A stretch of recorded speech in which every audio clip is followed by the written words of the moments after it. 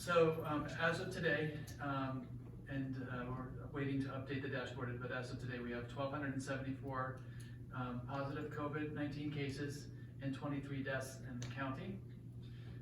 Over the weekend, a series of phone meetings took place with the state public health department officials and the county officials for the counties, and also the city public health officials across the state. And during those calls, there was discussion about the fact that we are currently as a state in stage 2, but that some of the counties have been able to move a bit faster through stage 2 because they've been able to meet certain variance criteria. This was an update because there was planned to be additional movement, some of which required variance and some of which did not. As I'm sure everyone is aware, we have not yet met the variance criteria, and so therefore we are still in stage 2 in the lower risk. The specific items of interest that were discussed that are applicable to us being at this part of stage 2 was that the state decided as a whole that they would open retail across the state, obviously with the caveat that they would follow the appropriate social distancing and other safety measures that we have discussed many times in the past, and I'm sure we'll discuss a bit more today.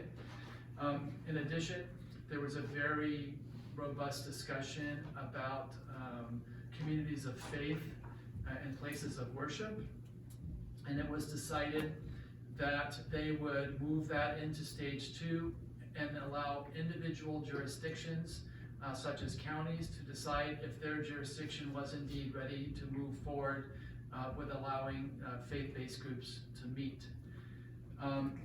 So based on that, I have prepared, with the assistance of County Council, a amended health official order that addresses both the ability for retail to now provide on-site services, again following appropriate guidance that has been issued by the state, but also for faith-based and other similar communities as well. So rather than read the entire order, much of it is redundant, I'm going to just emphasize the main points and then point out the things that are new compared to the prior order. So effective today and continuing until rescinded, the following will be in effect for the County of Imperial. Number 1, all residents living within the county are ordered to continue to stay at home at their place of residence with the following exceptions. And the first exceptions are those we've previously mentioned, which is people who are essential workers. Additionally, people are allowed to engage in activities that are deemed permissible by the CDPH, which is the California Department of Public Health.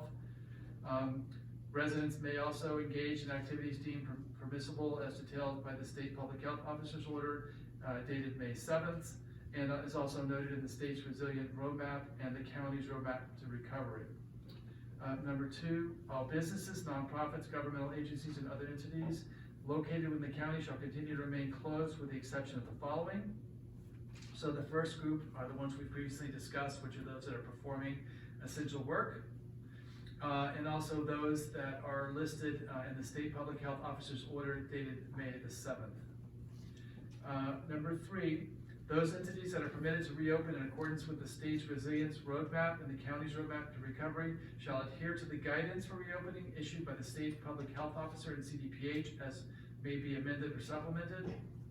And then listed are all of those that have met these requirements and have guidelines, and those include agriculture and livestock, auto dealerships, childcare, communications infrastructure, construction, delivery service, energy and utilities, food packing, hotel and lodging, life sciences, limited services, logistics and warehousing facilities, manufacturing, mining and logging, outdoor museums, office workshop, workspaces, places of worship, and again, this is a new one, which I will go through in more detail. So for places of worship, case studies conducted by the Centers for Disease Control and Prevention have determined that certain faith-based activities may increase the likelihood of transmission of COVID-19 to their congregants, and referenced our 2 CDC articles. Therefore, the following additional restrictions shall apply to places of worship. So First, what I will do is list what the requirements are of the state, and specifically what they have required is that the gatherings cannot be more than 25% of the maximum occupancy of the building, up to a total of no more than 100 people. Whichever of those numbers is smaller is the number that is allowed. So the maximum under any circumstance would be 100, but in a smaller building, that number will be smaller than 100 again, because it cannot be more than 25% of the maximum. Also, it is necessary to maintain physical distancing, so maintain the 6-foot distancing between people, and to make sure that they're following all of the other hygienic measures that we've discussed on multiple occasions, including washing your hands, staying home if you're sick, and not mingling with people outside of your household. Specifically, although they are allowing in-house worship, and again, up to 100 people or 25%, whichever is smaller, they are not allowing children's church, as an example, or Sunday school, and the reasoning for that is because they don't want children from different households intermingling.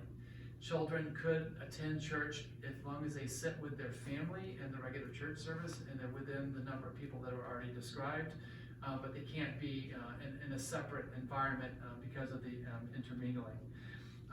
The remainder of the specifics with regard to cleaning and separation restrictions are all listed in detail in the state guidance document that is referenced in the order, and I won't bother to read the multi-page document to you. It will be included by reference. What I do specifically want to point out is that in that document, the first section lists things that are required, and the second section lists things that are strongly recommended. For our local order, we of course are putting all of the required elements in place. However, in addition, so that we have an abundant safety net for our population, where we are actually clearly still having a significant outbreak problem here in Imperial County, we're going to add some of the things that were considered to be strongly recommended, and we're going to make them mandatory. Specifically, those are the following. Singing and group recitation shall only be permitted through alternative methods, i.e. internet live and or recorded streaming, telephone, drive-in, etc. Such activities shall not be allowed in indoor facilities. The reasoning behind that is because we now have published studies that have shown that singing can transmit disease. Several large outbreaks have been associated with this, including some deaths, and including some in which there was then community transmission that also led to a death. So because we know that singing can lead to aerosolization, which is able to travel over longer distance than the 6 feet that we normally discuss for regular COVID transmission, we are not going to allow that to take place.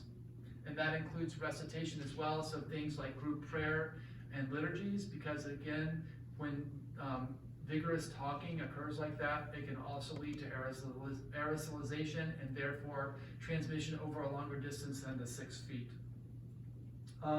In addition, faith traditions that require the kissing of ritual objects, use of common cups, and use of other community property such as pre-printed programs and books shall be discontinued. Activities such as a communion may continue if provided pre-packaged and placed on seating areas prior to services. Congregants may bring their own books, communion, or other worship materials to services or other faith gatherings. And again, this is to limit passing of objects from person to person that could lead to transmission. The passing of offering plates shall be discontinued. Places of worship may set up containers where congregants may place their donations. And finally, children must remain with their family group at all times during services or other faith gatherings. Sunday school and other children's services shall not be permitted. Additional groups that are in the state order include ports, public transit and intercity passenger rail, real estate transaction, retail, and as everyone is aware, there is now state guidance for retail that does allow in-store transactions to take place, again, following all of the safety measures and physical distancing that we've previously discussed. Shopping centers, and then for the purpose of the order, as other particular types of industry are brought on board, and the guidance documents are developed and released by the state, then we will consider adding those to the order as well. It's important to note that the state still has a recommendation for the use of face coverings. However, the local order for Imperial County, including the new one that I have just signed, does still mandate face coverings. It's not optional, so that pertains to these new environments as well. But it's important to understand that the masking is required everywhere, not just in faith-based gatherings and in the retail environments that we're talking about today. So the rest of this is not different than prior orders, and therefore I will not read them to you. But of course, copies of the document will be provided to everyone once they are finalized. So I'm going to stop there and see if anyone else, Jeanette, if you wanted to add anything to that, and then we have a few other people who will be speaking